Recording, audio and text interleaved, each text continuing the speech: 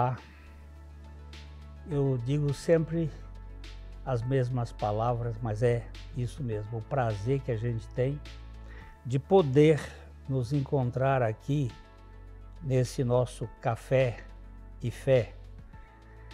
Tomar um cafezinho juntos, ainda que não presencial fisicamente, mas é muito bom. O café é a bebida privilegiada do brasileiro, aquilo que nós gostamos, e a fé, sem a qual não podemos agradar a Deus. Café e fé é um nome muito significativo para mim.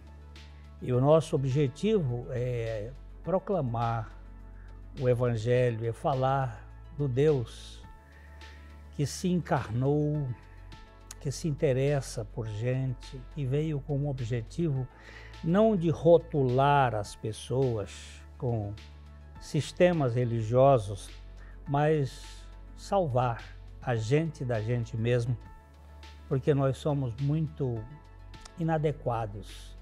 O nosso modo de viver é um modo muito ególatra, egoísta, muito cheio de si mesmo. E nós estamos aí fazendo esse caminhar através dessa palavra dos últimos dias e o que tem acontecido e o que vai acontecer nesse período. Os links das nossas redes sociais estão aí nas suas telas para que vocês possam conhecer o nosso material e também participar. Hoje mesmo nós vamos começar a falar um pouquinho da carta de Judas a pedido de pessoas que queriam um pouquinho de informações sobre esta carta. E você é sempre um aliado nosso, 3 áreas muito importantes, que é você é um aliado de oração. A gente precisa deste apoio, dessa retaguarda. Você pode ser um aliado na contribuição. Este programa tem custos e precisa do suporte. E você pode também ser um aliado no compartilhamento, fazendo com que esse material chegue a outras pessoas, se for o caso de você achar necessário. Nós vamos para um pequeno devocional e já nós voltamos.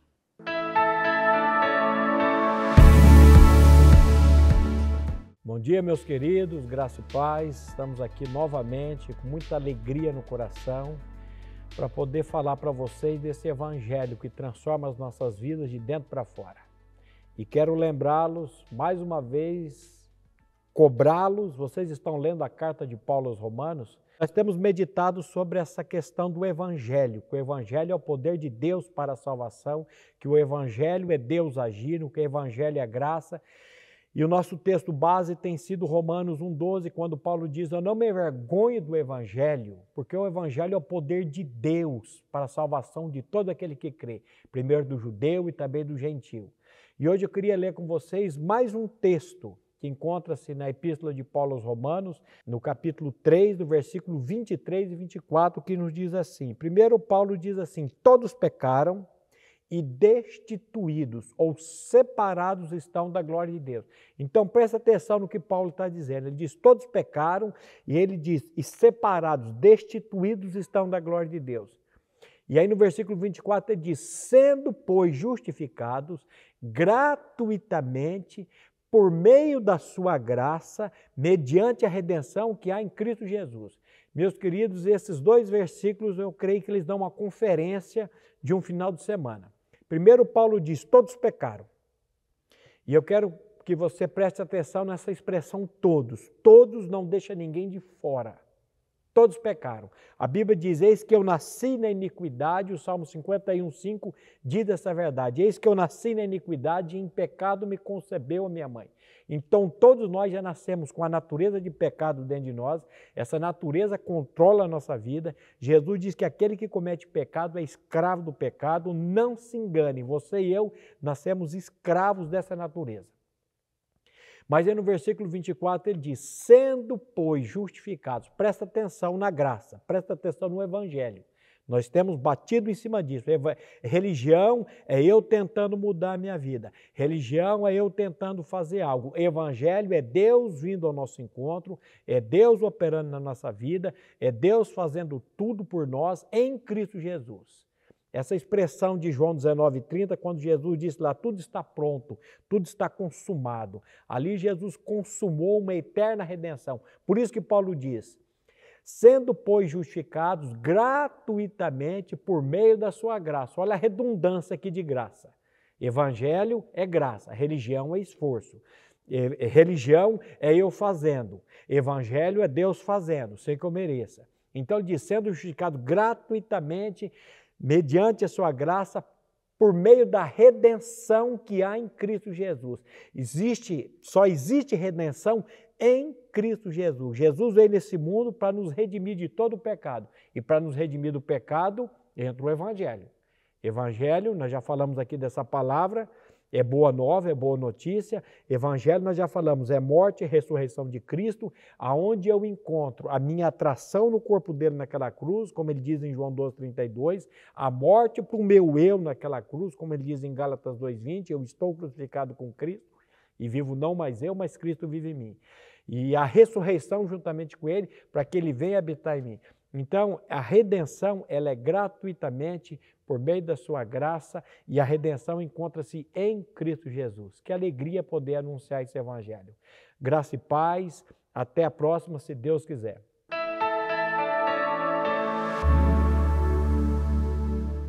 Ótica Higienópolis. Há 35 anos no mercado óptico de Londrina, sempre com novidades em produtos e tecnologia. Nossa equipe está preparada para dar uma verdadeira consultoria, facilitando a escolha de seus óculos para correção ou proteção solar. Ajuste de óculos personalizados, respeitando o conforto e anatomia do seu rosto. Ótica Higienópolis. Avenida Higienópolis, 346, em Londrina.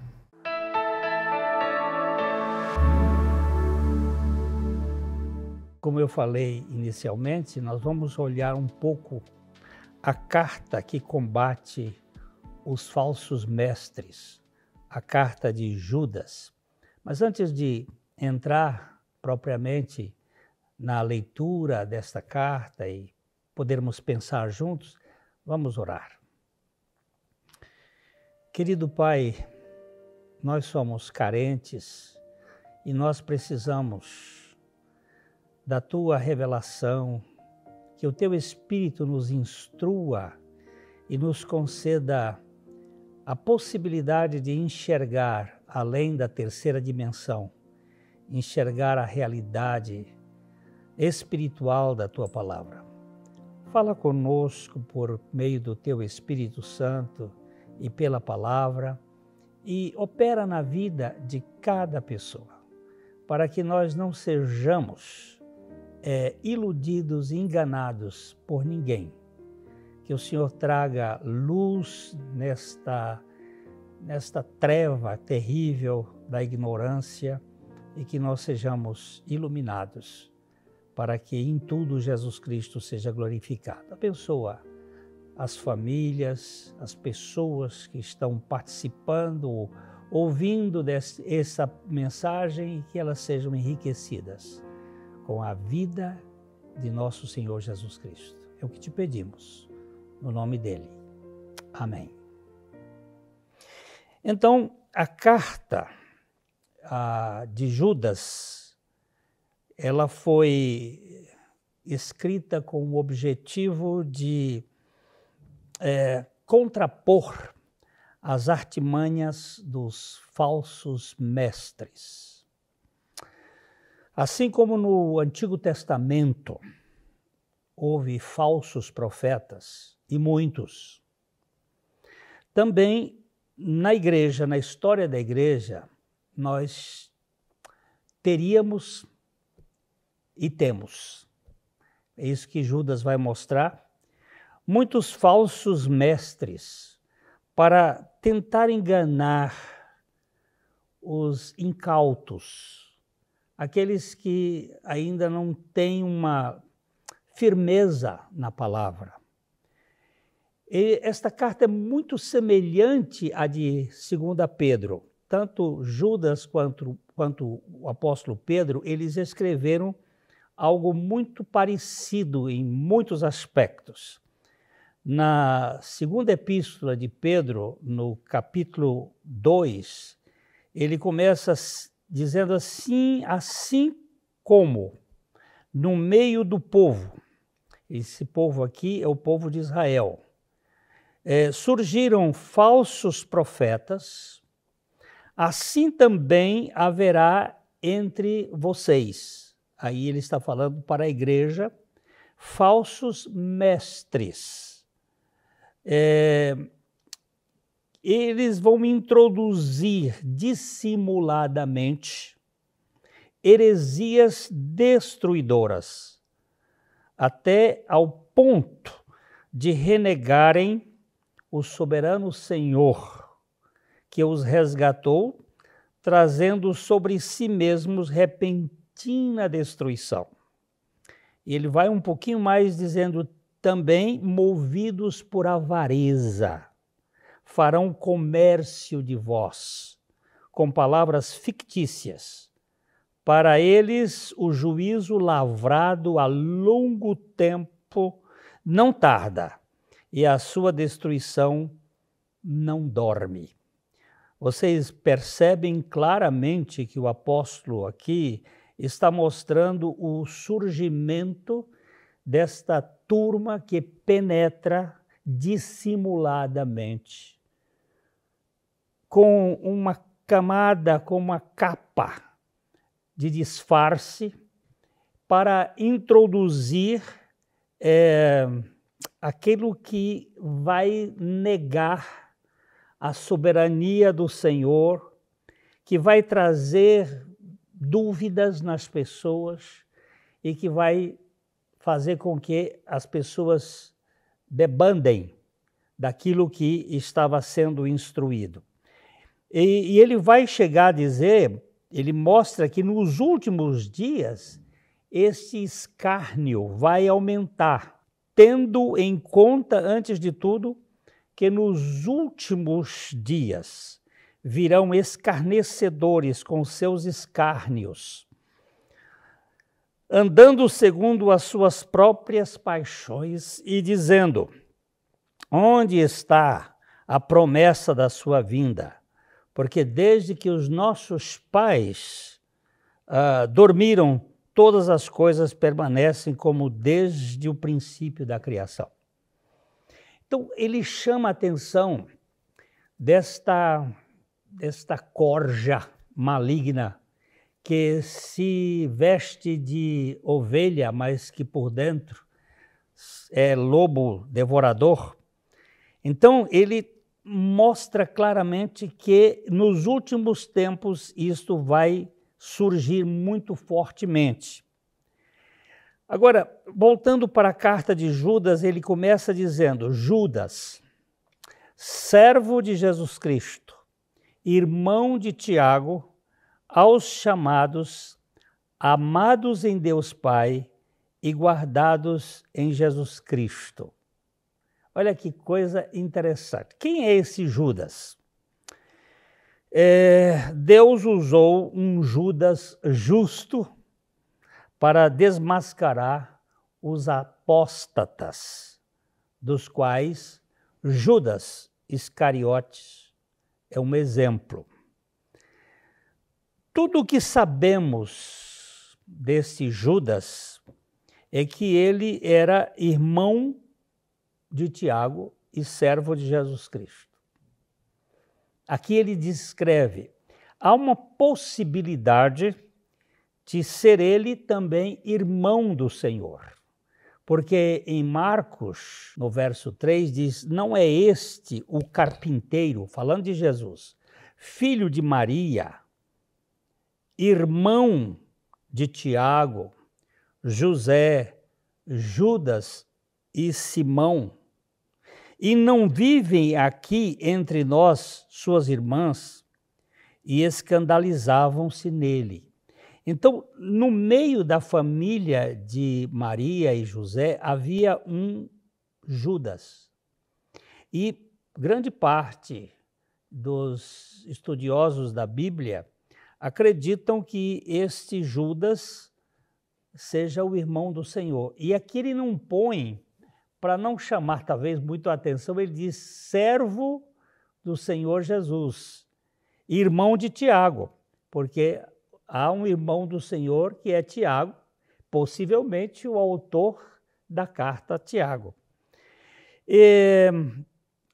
Este Judas, ele escreve essa carta mostrando uma coisa muito interessante. Olha aqui, que Deus chama, que Deus, uma versão diz ama, mas no fundo essa palavra é santifica, e que essas pessoas são guardadas por meio de Jesus Cristo. E aqui está um pacote que nós vamos tentar mexer com ele agora. Os chamados, os amados e santificados e aqueles que permanecem firmes até o fim, que são esse tipo de pessoa que Deus, na sua onisciência, tem chamado, tem amado e faz permanecer firme.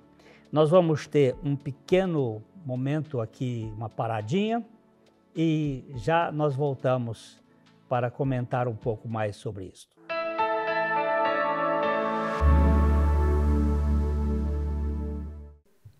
De 10 a 13 de outubro de 2023, teremos um congresso de liderança cristã com o tema O Evangelho das Insondáveis Riquezas de Cristo, o Evangelho que salva, o Evangelho que edifica, o Evangelho que santifica.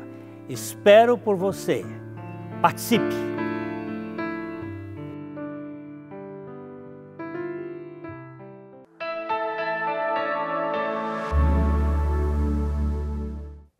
Então, como eu estava falando, Judas, esse nome Judas, ele vem de Judá, que é o pai da genealogia em que vai Jesus. E Judá significa louvor. Nós temos aqui esse Judas dizendo que ele é irmão de Tiago, ele é servo de Jesus Cristo, e ele escreve aos amados, aos chamados, aos amados ou santificados e aos guardados em Jesus Cristo. E eu disse que gostaria de abordar um pouco aqui. Deus chama para fora uma turma pelo Evangelho para pertencer a Ele. Chamado, a palavra igreja vem, de certo modo, desse sentido, eclésia, chamados de fora para dentro, chamados do mundo para uma intimidade, para viver com Deus. O Senhor Jesus diz que muitos são chamados e que poucos são escolhidos. Agora, há um chamamento. Quando Paulo vai escrever a sua carta aos Romanos, ele começa dizendo exatamente assim: Paulo, servo de Jesus Cristo, chamado para ser apóstolo, separado para o Evangelho de Deus, o qual foi por Deus outrora prometido por intermédio dos santos profetas das Escrituras. E depois ele vai chegar aqui e dizer assim: de cujo número sois também vós chamados para serdes de Cristo Jesus. E a primeira coisa que eu quero falar com você é se você percebe um chamamento de Deus na sua vida. Eu gosto muito daquele texto que o apóstolo Paulo vai descrever em Romanos. Ele diz: sabemos que todas as coisas, sabemos que Deus faz com que todas as coisas cooperem para o bem daqueles que são chamados segundo o seu propósito. Você percebe o chamamento de Deus para a sua vida? Você já ouviu a voz do Espírito Santo no seu interior, lhe chamando para pertencer a Jesus Cristo? Não simplesmente por um pastor, um padre, alguém que fez um apelo para que você pertencesse a um sistema. Essa palavra chamado aqui, ela é muito importante, porque nós não somos intrometidos. Nós não estamos entrando de gaiato, como usa-se nas festas. Nós entramos com um convite, com um chamamento, com uma vocação. Esse chamamento é muito importante. E ele fala: eu estou escrevendo essa carta aos chamados.